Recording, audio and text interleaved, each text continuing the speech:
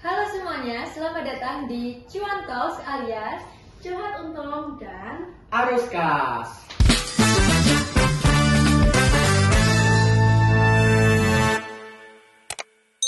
Nah, di sini ada aku Berliana sebagai host dan hari ini kita bakal ngobrol soal topik yang sudah sering jadi dilema nih dalam dunia bisnis yaitu factoring receivables.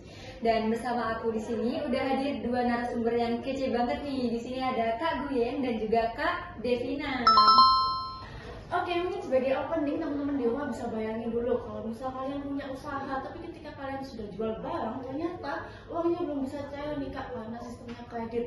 Padahal pada saat itu perusahaan lagi butuh banget uang buat gaji karyawan atau buat beli bahan baku. Nah di sini factoring receivable itu bisa jadi solusi karena dengan kita menjual piutang uangnya bisa langsung cair. Tapi masalahnya, apakah ini benar solusi cerdas atau justru refleks finansial yang harus kita waspadai? Nah, sebelum kita bahas lebih jauh, aku mau tanya dulu nih mungkin ke Kak Devina ya.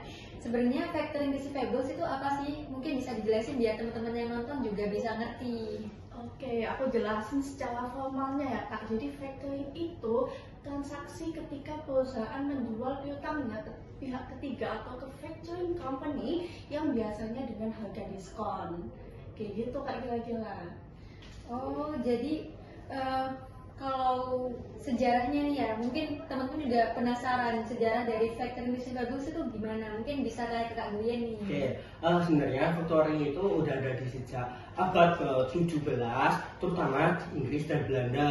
Tapi pedagang dulu pakai factoringnya supaya mereka bisa terus berlayar tanpa harus nunggu pembayaran. Jadi ini konsep lama, tapi sekarang jadi makin populer karena di dunia bisnis serba cepat dan butuh cash flow yang secara instan.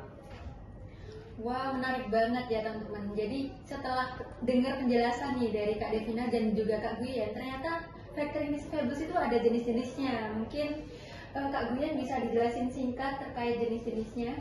Nah, ada beberapa jenis. Yang pertama, itu ada resource factoring, yang dimana resiko yang gagal bayar tetap ditanggung oleh perusahaan. Yang kedua, itu ada resource factoring, yang dimana resiko ditanggung oleh faktor company, tapi fee-nya lebih tinggi.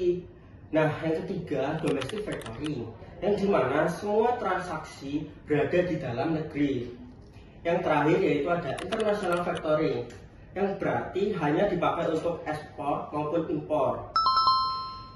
Wah, jadi fleksibel banget ya jenis-jenisnya dan mungkin tinggal disesuaikan saja ya sama kebutuhan perusahaan. Nah, tapi mungkin kalau dari sisi positifnya nih, mungkin dari Kak Devina bisa menjelaskan ya. Oke, jadi manfaat dari factoring cukup banyak ya.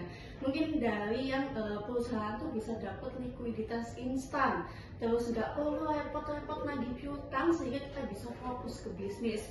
Dan tentunya hal ini tuh bisa membantu UMKM yang kesulitan akses pinjaman ke bank. Mungkin simpelnya nih, factoring tuh kayak teman kalau misal kita lagi mendadak banget butuh uang, dia bisa bantuin kita cepet-cepet buat kita dapat uang gitu.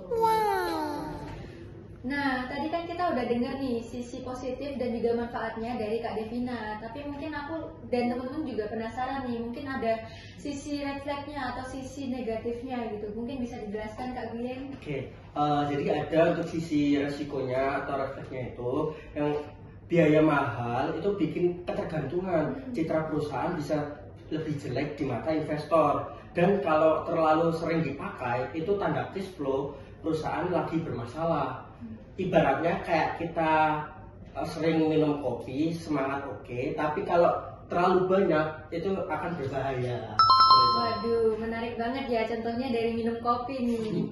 Tapi mungkin biar teman-teman lebih paham nih ya Kak Guyen, mungkin bisa dijelaskan terkait studi kasus gitu ya. Mungkin Kak Guyen bisa membantu menjelaskan. Oke, mungkin kalau studi kasus contohnya itu misal perusahaan A itu punya piutang sebesar 1 miliar. Mereka butuh dana cepat nih, tapi piutang dijual ke factory company. Tapi yang cair cuma hanya 850 juta karena kena potong fee. Nah, kalau kalau kayak gitu, dampak jangka pendeknya itu masih aman karena gajinya masih dibayar dan produksinya tetap jalan. Tapi nih Kak, kalau jangka panjangnya profit perusahaan tuh jelas akan turun karena biaya factoringnya jadi tinggi. Wah, menarik banget nih ya tentang studi kasus yang sudah dijelasin oleh Kak Devina dan juga Kak Guyen. Tapi mungkin masih kepo nih ya, masih ada alternatif lain nggak sih selain factoring? Mungkin bisa dijelaskan Kak? Oke, kalau alternatif lain yang aku tahu tuh bisa pakai pinjaman bank yang bunganya lebih rendah. Atau mungkin dari Kak Buya nih ada tambahan lain?